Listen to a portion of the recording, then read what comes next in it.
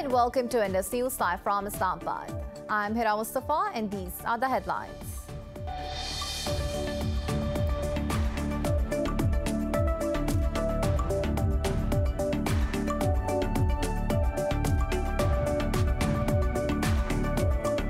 Pakistan's Prime Minister Imran Khan says Islamabad is ready to partner with Washington for peace in Afghanistan. In an article in the Washington Post, Khan said, however, the country will not host US bases after troops withdrawal. The Prime Minister also opposed the military takeover of Afghanistan, saying it will only lead to a civil war.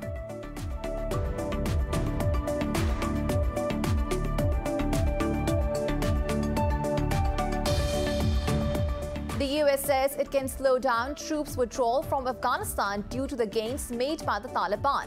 Talking to reporters, Pentagon spokesperson John Kirby said, however, Washington is not changing the September deadline for a full withdrawal. Meanwhile, the Taliban have taken control of 2 more districts in northern Kunduz and southern Kandahar provinces.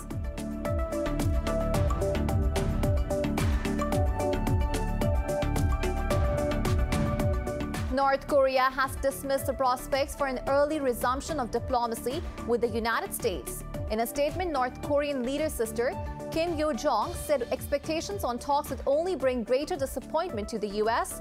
Earlier, Kim Jong-un said Pyongyang must prepare for both dialogue and confrontation with Washington.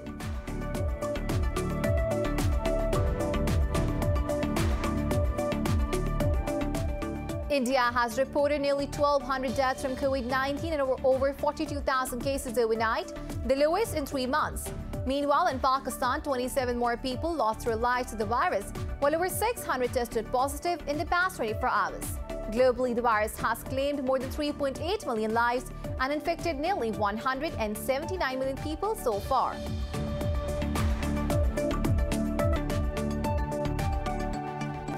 Well, those were the headlines. News in detail coming after the short break. Stay with us.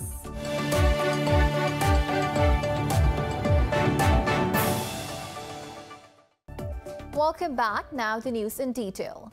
Pakistan's Prime Minister Imran Khan says Islamabad is ready to partner with Washington for peace in Afghanistan. In an article in the Washington Post, Khan said, however, the country will not host US bases after troops withdrawal. The Prime Minister opposed the military takeover of Afghanistan, saying it will only lead to a civil war. He said the Taliban cannot win over the whole country and yet must be included in any government for it to succeed.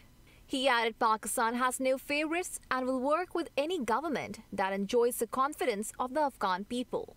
Khan noted both Pakistan and the US want negotiated peace in Afghanistan and any further military action is futile. He said promoting economic connectivity and regional trade is the key to lasting peace and security in Afghanistan. The Prime Minister said Pakistan has suffered so much from the wars in Afghanistan as more than 70,000 Pakistanis were martyred. The US says it can slow down troops' withdrawal from Afghanistan due to the gains made by the Taliban. Talking to reporters, Pentagon spokesperson John Kirby said, however, Washington is not changing the September deadline for a full withdrawal. Kirby said Washington wants to maintain the flexibility to change the pace or scope of the withdrawal. He said the US is constantly monitoring the on-ground situation and is making all the decisions in real time.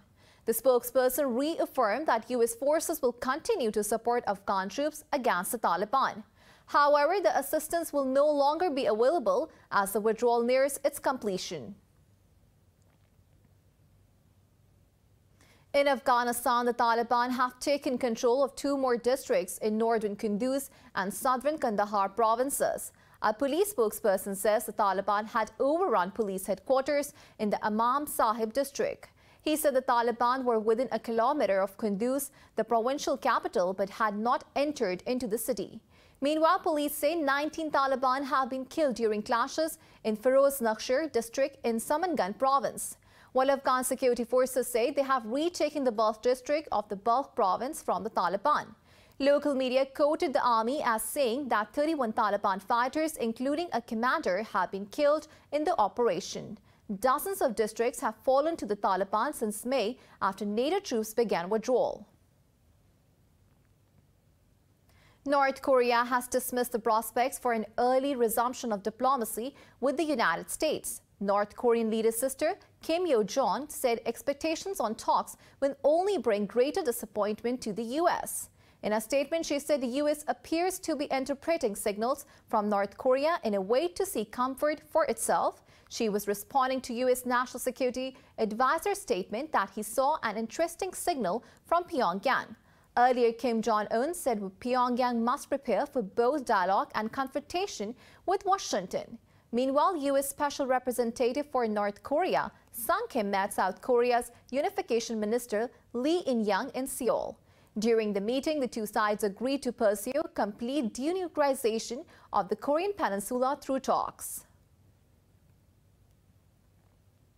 The White House says there are no plans for President Joe Biden to meet Iran's President-elect Ibrahim Raisi. The White House press secretary said little has changed because Supreme Leader Ayatollah Ali Khamenei is a key decision-maker in Tehran.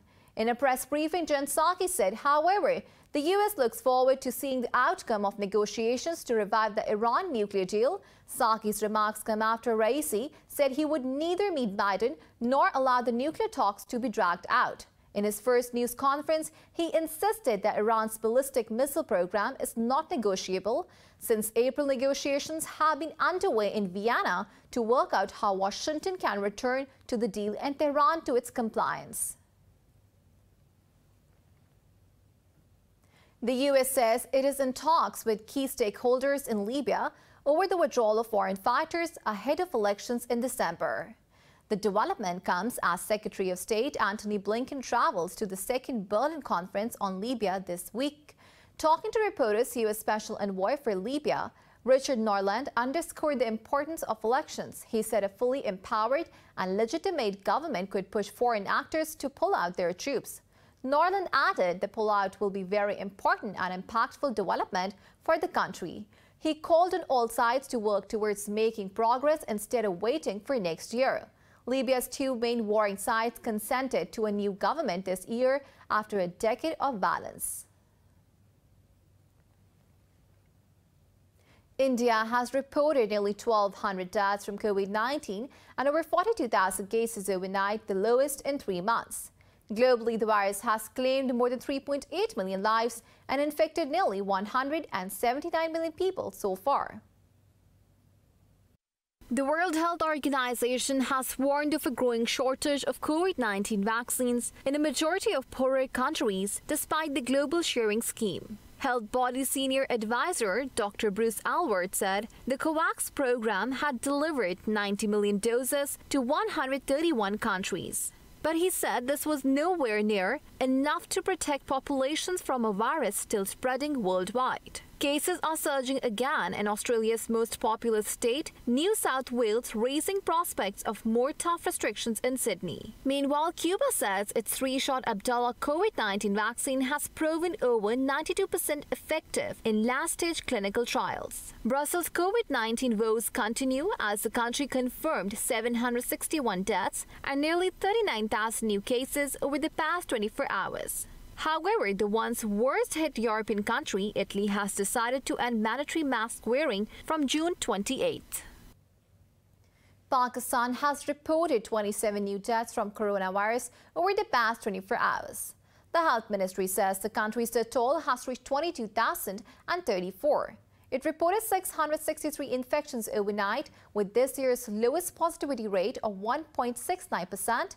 The ministry says the caseload is approaching 950,000, while over 894,000 people have recovered. The number of active cases is just above 33,000. Meanwhile, the government says it will receive 13 million doses of the Pfizer vaccine by the end of this year.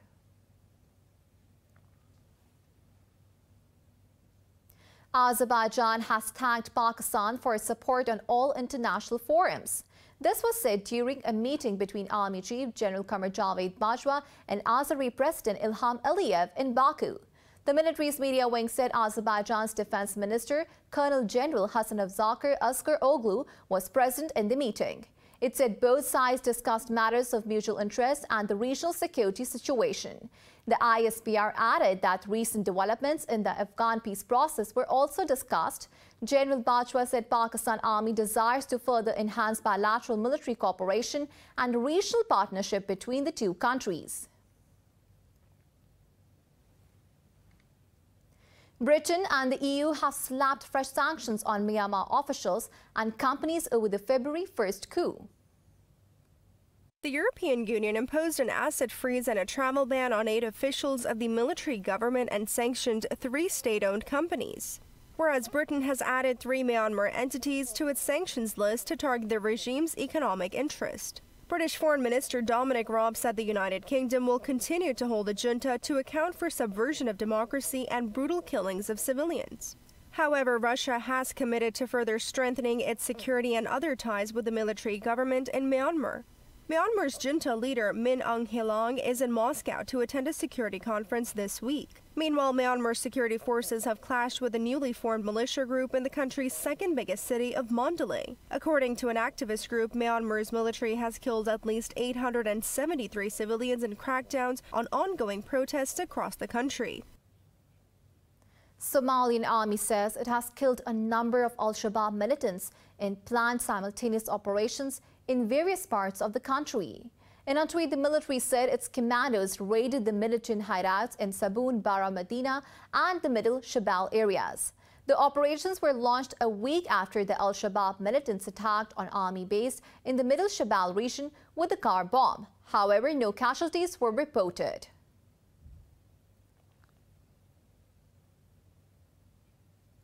In Turkey, a court has ordered the pro-Kurdish People's Democratic Party to go on trial over alleged links to a terrorist organization. The move comes as prosecutors earlier this month filed an indictment before the Constitutional Court in a bid to dissolve the party. For now, the top court has rejected a request to block the party's bank accounts after it accepted the indictment. The Turkish government accuses it of being a political front for the outlawed Kurdistan Workers' Party, known as PKK. But the HDP denies formal links and has termed the case as a retribution for its opposition to the government. The PKK is listed as a terror group by Ankara and the West and has waged an armed rebellion against Turkey since 1984. More news stories coming up after the short break. Stay with us.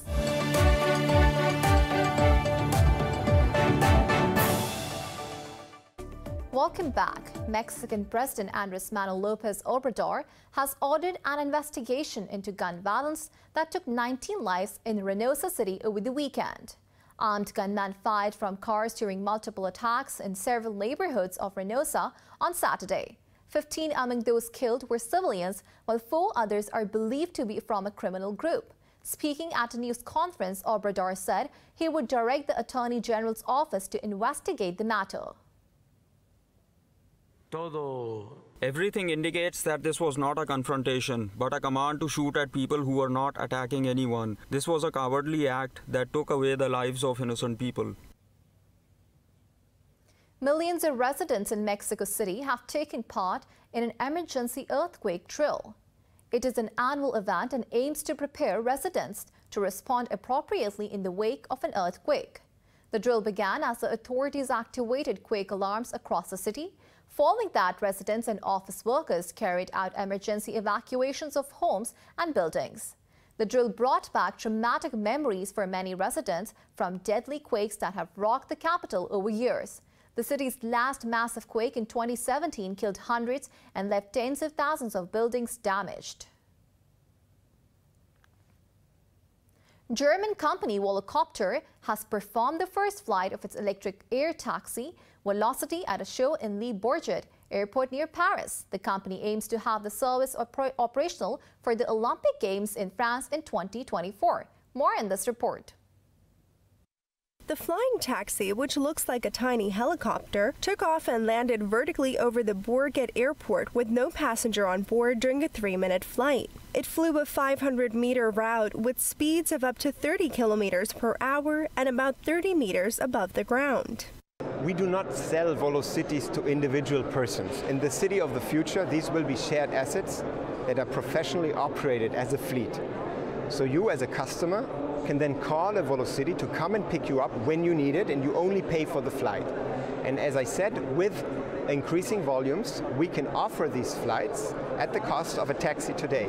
Volocity has a luggage compartment with a capacity of 2 people on board. The company's chief executive, Florian Reuter, says the flying taxi service would initially operate with a pilot, but it would be fully automated over a period of time.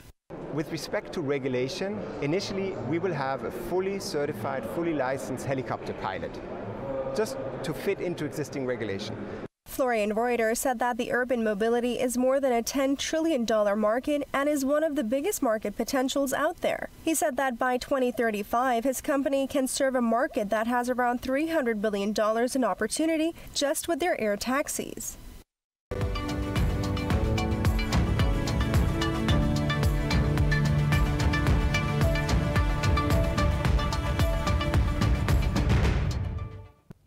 The Republic of Congo says Chinese President Xi Jinping has agreed in principle to reschedule its debt. A Congolese official said President Denis Sassou Nguesso made the request during a phone call with his Chinese counterpart.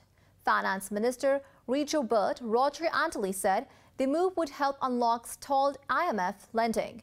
He said the two leaders agreed to refer the issue to experts from both countries to set the terms and conditions. In 2019, the IMF approved a $449 million lending program on condition that Congo ensured long-term sustainability of its debt.